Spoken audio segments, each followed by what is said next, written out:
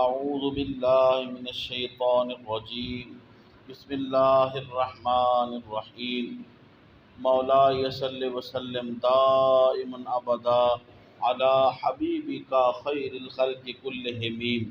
محترم خواتین و حضرات، غزوہ تبوک کے سفر کے دوران نبی کریم صلی اللہ علیہ وآلہ وسلم کی ذات بابرکات سے کافی معجزات کا ظہور پذیر ہوا۔ چنانچہ اسی طرح نبی کریم صلی اللہ علیہ وسلم کا معمول مبارک تھا کہ رات کو بیدار ہو کر نماز تہجد ادا فرمایا کرتے، اور جب نماز تہجد کے لیے وضو فرماتے تو مسواک ضرور فرماتے۔ تبوک میں بھی حضور کا یہی معمول مبارک رہا۔ جسٹس پیر محمد کرم شاہ الازہری رحمۃ اللہ علیہ آپ لکھتے ہیں، ایک رات حضور بیدار ہوئے، مسواک کی، وضو فرمایا اور نماز تہجد ادا کی۔ اس سے فراغت کے بعد حضور حاضرین کی طرف متوجہ ہوئے اور فرمایا، آج رات مجھے ایسی 5 چیزیں عطا فرمائی گئی ہیں جو آج تک کسی کو عطا نہیں فرمائی گئی۔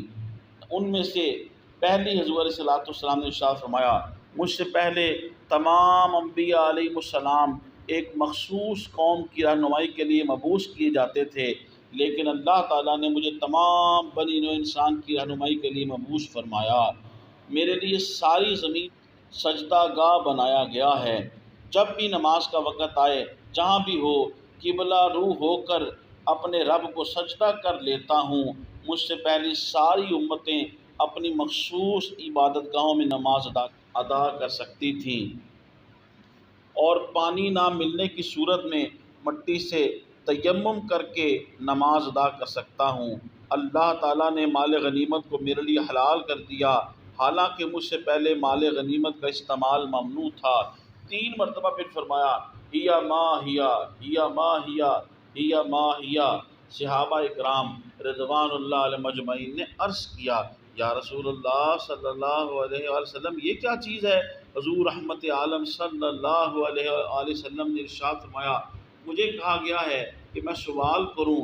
ہر ایک نبی نے اپنے رب سے سوال کیا ہے، اور یہ سوال میں نے تمہارے لیے کیا ہے اور ان لوگوں کے لیے جو لا الہ الا اللہ پر یقین رکھتے ہیں۔ امتی امتی، جن کے لب پہ رہا امتی تیری قسمت پہ لاکھوں سلام۔ محترم خواتین و حضرات، تبلیغ دین کی نیت سے سیرت النبی صلی اللہ علیہ وآلہ وسلم کے اس مبارک پہلو کو زیادہ سے زیادہ لوگوں تک پہنچانے کے لیے میری اس ویڈیو کو زیادہ سے زیادہ شیئر کریں۔ میرے یوٹیوب اسلامک چینل کو سبسکرائب فرمائیں، یوٹیوب پہ کمنٹس کریں، بیل آئیکن کو ضرور کلک کریں تاکہ میری ہر آنے والی نئی اسلامک ویڈیو آپ کو مل سکے۔ اللہ پاک آپ کو جزائے خیر دے۔ السلام علیکم ورحمۃ اللہ وبرکاتہ۔